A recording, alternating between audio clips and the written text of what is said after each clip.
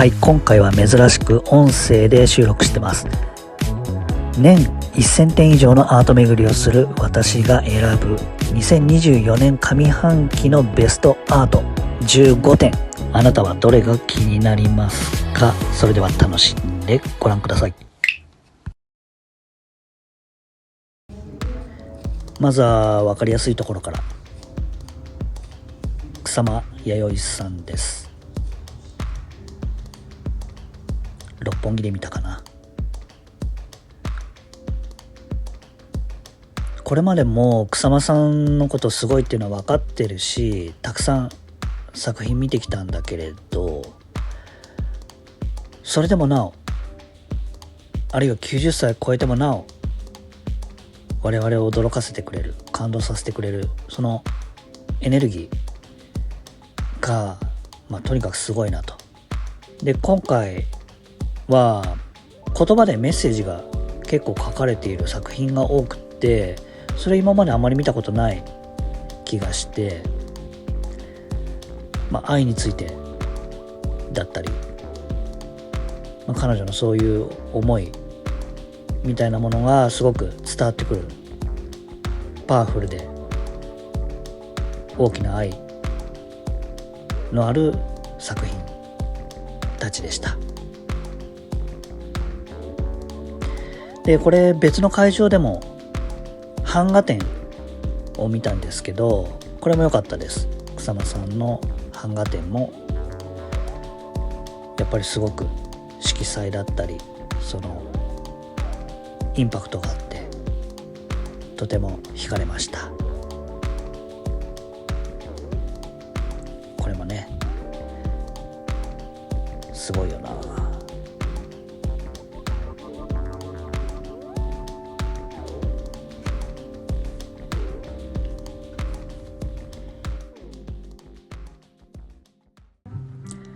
で、次は森本恵里さん。これは神戸で見たんだけど、これ何かわかりますか？紙を細かく帯状に切って、それを輪っかにしてつなげてるっていう。これすごいよな。で、ただそれだけだったらなんかこう超絶技法って感じで、技術っていう職人って感じがするんだけど、でもこの森本さんはやっぱりアーティスト、アートだなって感じるのは、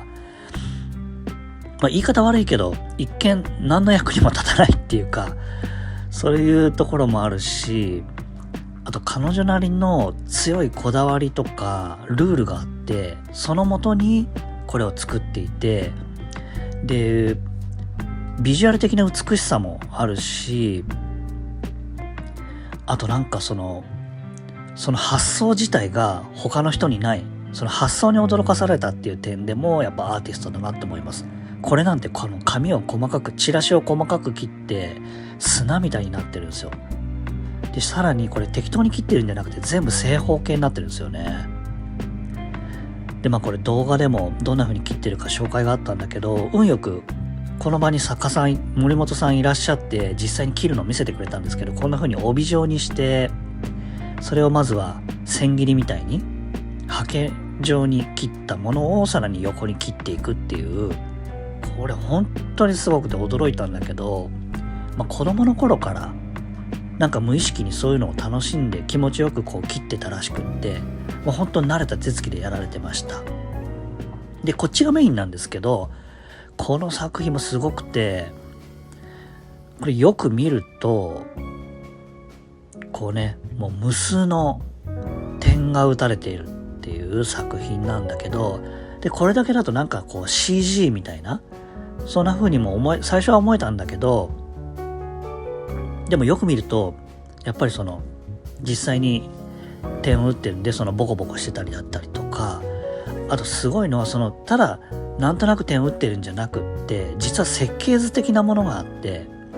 もともとは自然、森とかビーチとか自然の色を写真から分析したんだったかな。で、その分析した結果で、この色は何個、この色は何個みたいな感じで数を数えながらドットを打っているっていうことを聞いて、もうその発想、そんな発想あるっていう、もう驚きしか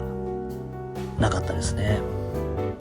でその淡々とこの点を打ってるようで、そのね数を数えながら打っているっていうのは、もうとにかくその発想がユニークで、いやもうアートだなっていう感じがしました。これがそのね、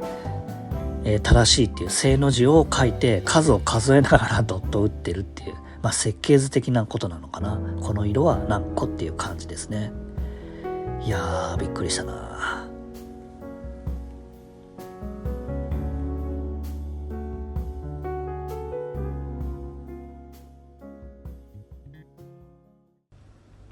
はい、2024年上半期のベストアート3つ目はこれ。一見ね、うわーいっぱいラーメンあるみたいな感じでインパクトあるんですけど、実はそれだけじゃなくって、日付が貼ってあるんですよね。でこれ中身入ってるんで、もちろん食べた日付ではないんですよ。でこれ酒井美穂子さんの作品で、彼女は、知的障害とか精神障害のある方の、自己表現を応援する山並工房っていうところで活動されていて、で彼女が強い執着を抱いているのが札幌一番醤油味なんだって。で彼女はそれを食べるわけじゃなくって、親指でこすって音を立てて見つめているらしいんですよ。でこれが朝起きて眠るまでずっとそれをしていると。さらにはそれをもう20年以上やっている。でこれ周りからしたら全く無意味に思えるかもしれないけど、なんか彼女にとってはすごく大切で重要な行為なんだろうなっていうふうに、何も知らない我々でも思えてくるし、その周りの方、施設の方とかが、それを組んでこうして、毎日新しいラーメンに交換するんだけど、それを集めて日付をつけてこうして作品にしてるっていう、彼女のその自己表現、もしかしたらこれは彼女の、コミュニケーションかもしれなくて、でそれをこうして作品にしている、彼女のその表現を認める、そういう環境があるっていうことが含めて、それも含めてなんかすごい素晴らしいなっていう風に、なんかちょっと心動かされるというか感動するというか、なんかそんな作品でした。なんか私が思う素敵なアートって、まずパッと目何も知らずに見ても、わーなんかすごいとか、わーなんだこれとか、なんかそういう心を動かせるものがあって、でさらになんか説明を読んだり聞いたりすることで、さらに違う視点でそういうこととか驚きがあるみたいな、そういうもの、あるいはその発想がユニークなこと、そういうものにやっぱり惹かれるかな。でこの作品はまさにそういうところがありました。いやーすごいな。ラーメン食べたくなった。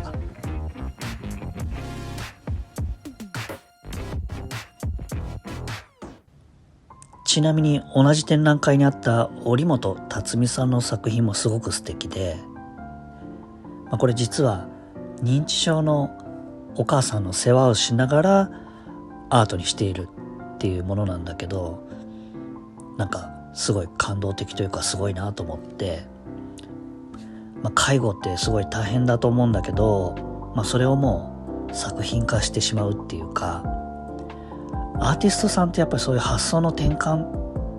っていうところがやっぱりすごいよね。いやー素敵だな。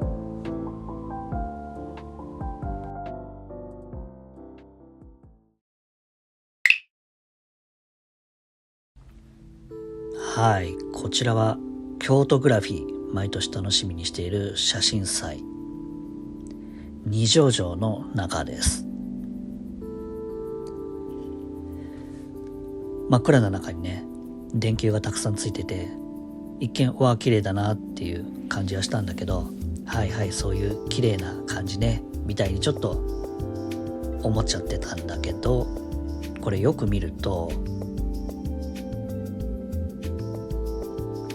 中に種、種子が入ってるんですよね。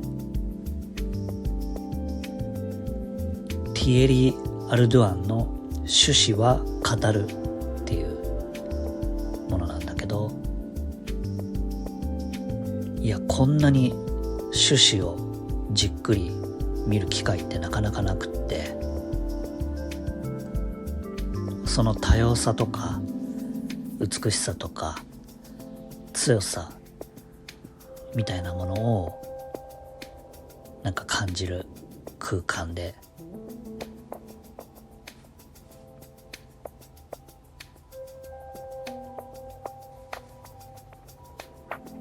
なんかこう種子、種ってそこから物語も感じられるような気がして、すごく素敵な作品でした。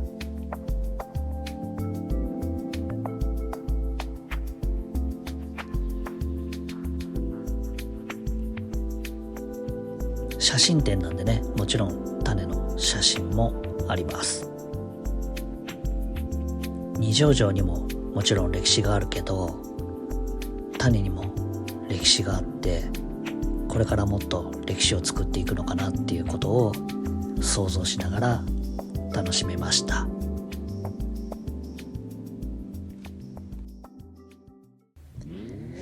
こちらも京都グラフィーから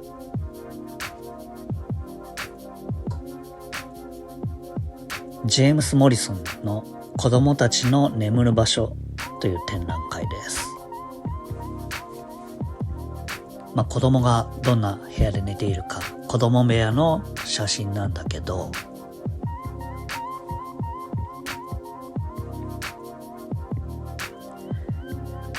世界にはいろんな子供がいて、それぞれの事情を抱えていて、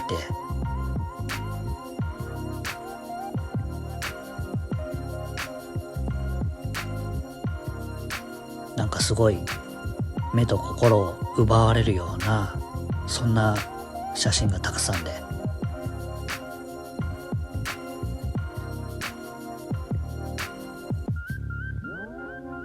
なんかまさか子供部屋の写真にこんなに心を揺さぶられるとは思わなかったな。私は割と日本で安全に暮らして、普通に不自由なく暮らしてたんだけど、世界にはいろんな子供がいるなと。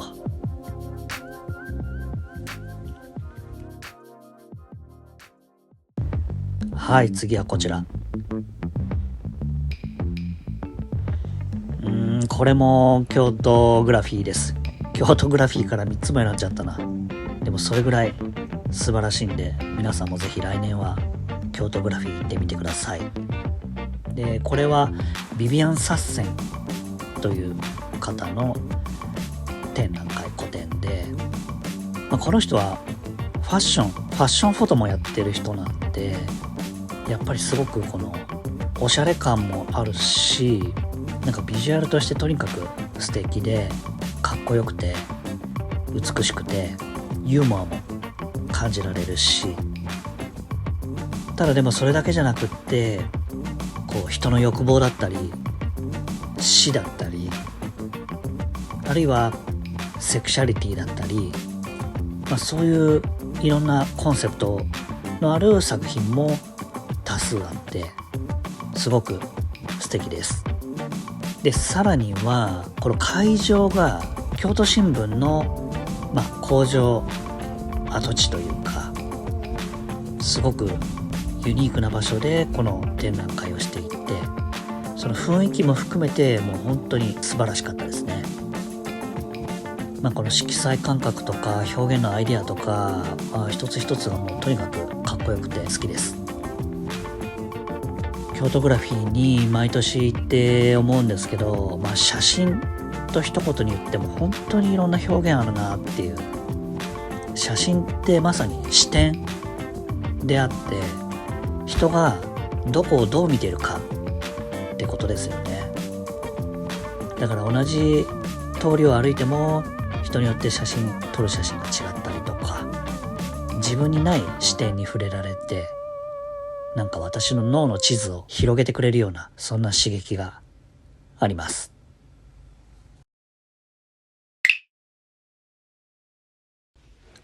はい、京都グラフィーの展覧会が3つ続いたところで、芸術祭といえばこちら、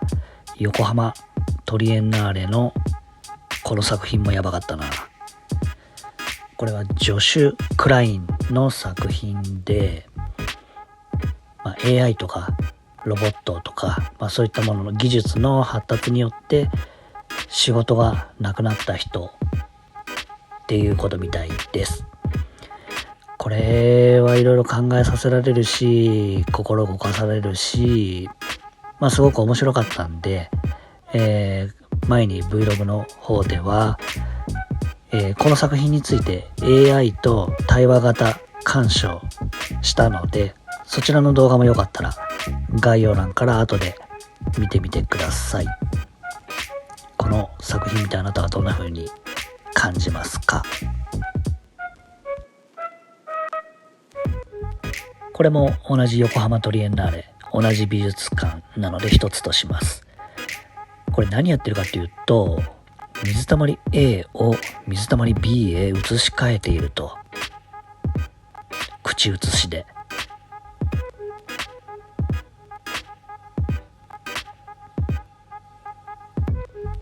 実はここベルリンの壁があった場所で、東ベルリンの水たまりを西ベルリンへ移してるっていう動画です。どういう意味って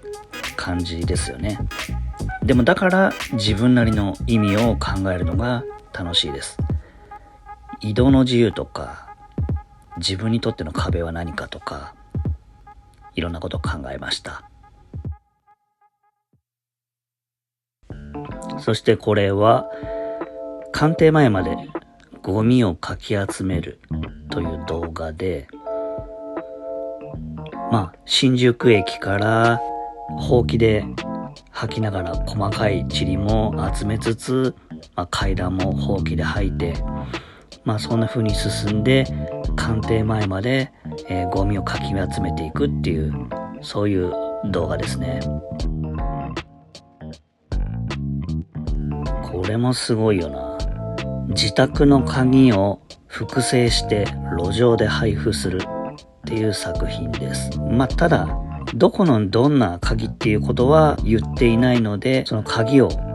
手に入れた人はこの作家の自宅に来て中に入れるとは限らないわけだけれども、面白いよな。これが何を意味するのか、これは鑑賞者が考えたらいいのかなっていう。私としては今もうインターネットとか発達して、情報っていうのはもう誰でも手に入れることができる時代にあって、何か丸暗記の受験勉強とか、頭でっかちになって知識を覚える、記憶するってことはあんま意味がなくなってきていて、情報をどう使うかとか、自分の頭で何をどう考えるかっていう、その使うっていう、頭を使うっていう部分にすごく重要性が増してる気がして、誰かの家の鍵を手に入れても使えないように、知識情報を手に入れても使えない、じゃあ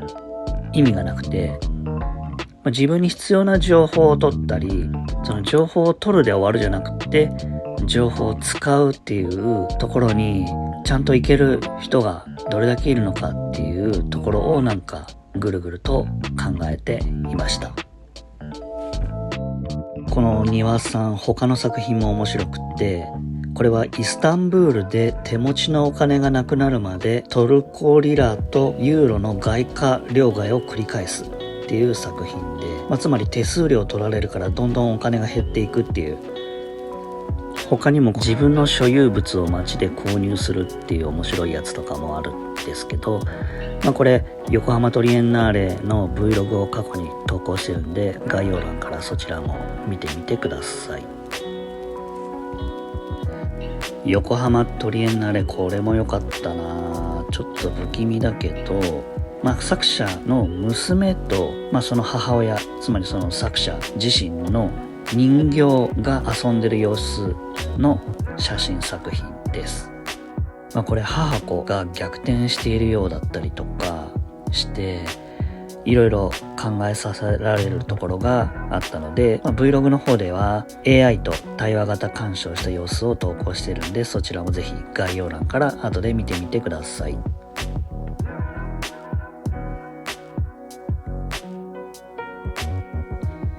はい、8つ目、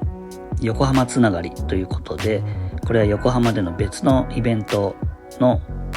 作品で、宇宙人とは接触しない方がいいという、看板みたいなものが大きく、普通にチーズケーキ屋さんかな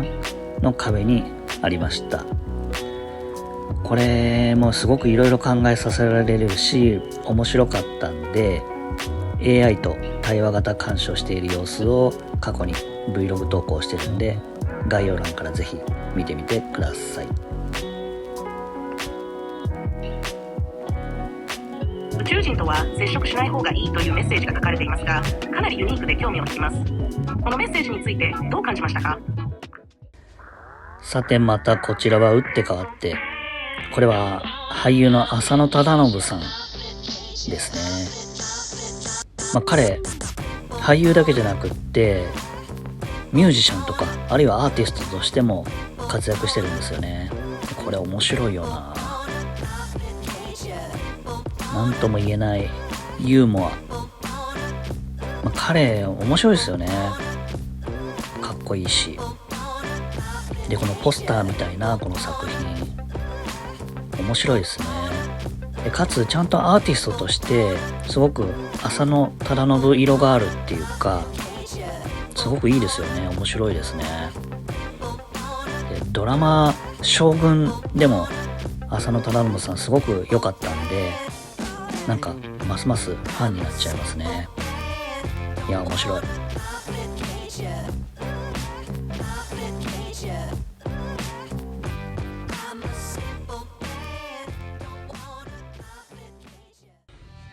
はい、浅野さんロックな人なんで、ロックつながりというか音楽つながりで、こちらは水戸部七重さんですね。これはロックミュージシャン、ロックスターとか、ミュージシャンをモチーフにした作品を彼女は多く手掛けてるんですけど、今年上半期だけでももう3つも彼女の展覧会見ていて、最近までやっていた渋谷のディーゼルの展覧会はすごくロックで素敵だったのと、こちらはこれ良かったですね。アニエスベイ、表参道アニエスベイでやってた展覧会。彼女は豪快に手で油絵の具を厚塗りするっていうのがスタイルなんですけれど、絵画の域を超えてもうこんなね立体になっていて、座る人っていう展覧会だったですけど、すごく面白かったですね。インパクトすごいし、音楽とかアートの力っていうのをすごく感じるし、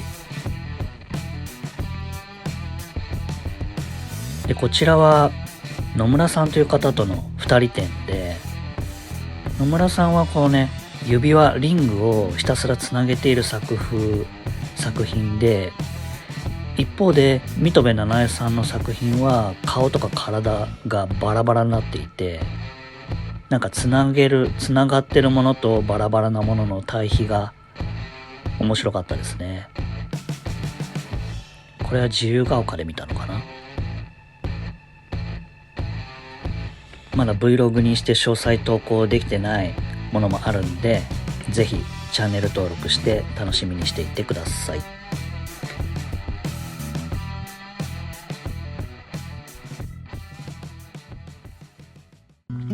はい、ここに来てもしかしたらこれが上半期一番だったかもという個展です。これは京都市立芸術大学の移転に伴って、ギャラリーも移転して初めての、こけら落としの展覧会。この学校出身の久門さんの個展。いやーもうこれ圧巻でアーティストトークされるっていうことだったんで、2回目また京都へ行って見てきました。で、彼の作品何度も見ていてすごく繊細で美しい作品が多かったんですけど、今回展覧会の会場へ入ってみると、大きな壁がなぎ倒されていたり、床材が全部貼られてなくて剥がれていたりとかして、なんかまだ準備中なのかなみたいな状態だったんですけど、そういうのも含めて久門さんの演出でした。後にペーパーを見てわかるんですけど、母校への批判というか、これからのアーティスト、学生さんへの熱い思い、メッセージが込められた作品展覧会になっていました。普通に考えて、自分の母校のこけら落としの展覧会でその母校の批判をするっていうのがなかなか難しいというか、お仕事もらえたらそこにいい風にするというか、迎合するのが大人として普通よねみたいな風になりそうなところをアーティストとしていやそうじゃないだろうって思うことをきちんと作品個展で表現した。そしてそれを後輩たちに見せたっていうその姿勢がものすごくかっこいいなと思いました。どういう批判だったかっていうと、簡単に言うと、その新しいギャラリーが、どんな個展にも使いやすいようにっていうふうにいろいろ考えられたんだろうけど、その結果逆にアーティストにはちょっと使いづらいギャラリーになっていったっていうこととか、いろんな納期とかが遅れたりしていたっていうことだったみたいなんですけれど、そこから、アーティスト、学生、若い人は与えられたものとかあるものを、自分の色に塗り替えてほしいというか、疑ってかかってほしいっていうような、熱いメッセージを、講演会でもお話しされていました。例えばこの作品は、この人影は私の影であって、白い紙にただただスポットライト、光が当たっているっていうだけの作品なんだけれど、ここを鑑賞者が通ることになって、で自分の影をよく見ると小さい光が紙の裏から照らされていると。紙の向こう側からはこの小さい光が弱く当たっているんだけど、こちら側からはもっと強い大きな光が当てられている。つまり何もしないと向こう側からの小さい光は、弱い光は見えないんですよね。でもここに自分が影を作ると、こちら側からの光は遮られて、向こう側からの弱い小さな光がやっと見えるようになると。つまり大きい声、大衆の声だけじゃなくって、小さな声にも目を耳を向けようよと。小さな声にこそ何か価値があるんじゃないかとっていう作品で、これも本当に素晴らしいアーティストらしい作品だなと思います。ちなみに講演会の中で久門さんが、会場にいる時に、学生さんたちから、すごく展覧会作品が良かったっていう話は聞けたんだけど、なんでこうなんだとか、なんか不満とか怒りをぶつけてくる学生がいなくてちょっと寂しかったみたいなことをおっしゃってたんで、そのアーティストトークの後の質問コーナーで、私の疑問をぶつけてみました。私が言ったのは、ギャラリーが使いづらいっていうところに怒りを感じたということだったんで、じゃあどんなギャラリーだったらよかったのっていう話と、でもう一つはその使いづらいギャラリーだったことでこの展覧会が生まれたってことは、つまりはアイデアを生んでくれたギャラリーということで、使いづらいギャラリーは実はいいギャラリーなんじゃないかみたいなことを、久門さんにぶつけてみたところ、ちょっと変な空気になりましたでも久門さんのその後ね、すごくいろいろ考えてくれて、本音みたいなことがいろいろ聞けて、個人的にはすごく良かったです。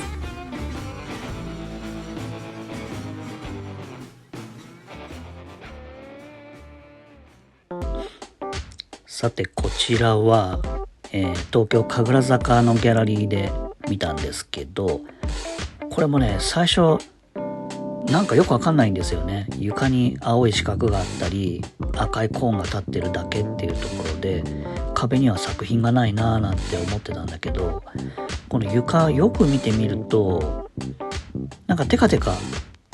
してるところがあるんですよね。でそれもしかしたらって思ったら、なんとこの四角い枠の中の一部分ツヤツヤしてるところはその床の写真を床に貼り付けていたっていうことだったんです。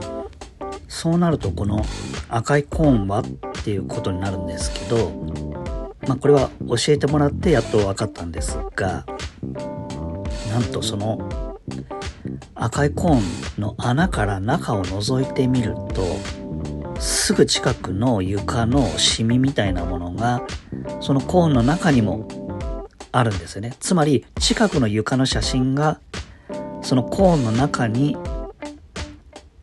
仕組まれていたと。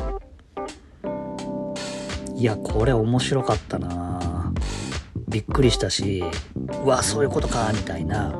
驚きがあって、すごく刺激的でしたね。このシガさんというアーティストのもう一つの作品はこれで、スニーカーをメルカリで購入したら実は偽物だったと。で外国人なのかその人とのメールのやり取り、メールで脅されたりとかして、その内容を作品化したっていうもので、匿名性だったりとか、あと本物か偽物かとか、物の価値とはみたいなところを問う作品で、これもすごく面白かったです。近々この日のアート巡りを Vlog 公開予定です。チャンネル登録してお待ちください。さあもう13個目ですね。この豊島さんのもやばかったな。これなんだと思います？壁なんですけど、ジグソーパズルですね。これびっくりしたな。なんだこれって感じですよね。この方はなんかそういう私たちのものの見方だったり、社会の制度とかルールとか仕組みみたいなものをちょっと歪ませるというか、視点をずらしてくれるような、これもやばいよな。これ壁にそろばんが無限にあるっていう。そろばんって懐かしいな。すごいですよねこれ。なんか私たちのものの見方ってついつい凝り固まってしまったり、こうに決まってるとかこうであるべきみたいになっちゃうんだけど、ここに来るとね、もうこのそろばん以外にも色鉛筆だったり、いろんな作品がっていうこの本来の意味みたいなものからすごくずれてるというか、ちょっとずれてるっていうのかな。完全に壊してないちょっとずれた感じがすごく面白くって、なんかワクワクする、見ていて楽しい展覧会でしたね。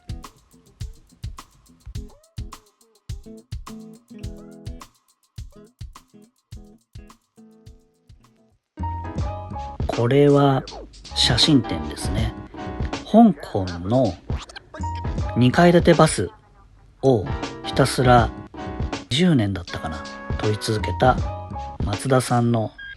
作品展で、2階建てバスも面白いけど、広告がいろいろ面白くって、こうやってねバスの写真を集めるとこれもまたアートになるんだなという、ここでいつも撮影してたらしいんですけど、この松田さん定年退職してから本格的にこの写真活動を始めたそうで、これエルメスの広告、なんかいろいろ見ると面白いですね。そしてこれ日本の広告もあったりとかして、で最終的にこれがね、この活動が実ってというか、このバスの115周年に、なんとこのバスのラッピングをこの松田さんの写真が飾るという、最高のストーリーじゃないですか。すごい。さあ、これ15個目、最後にしましょうか。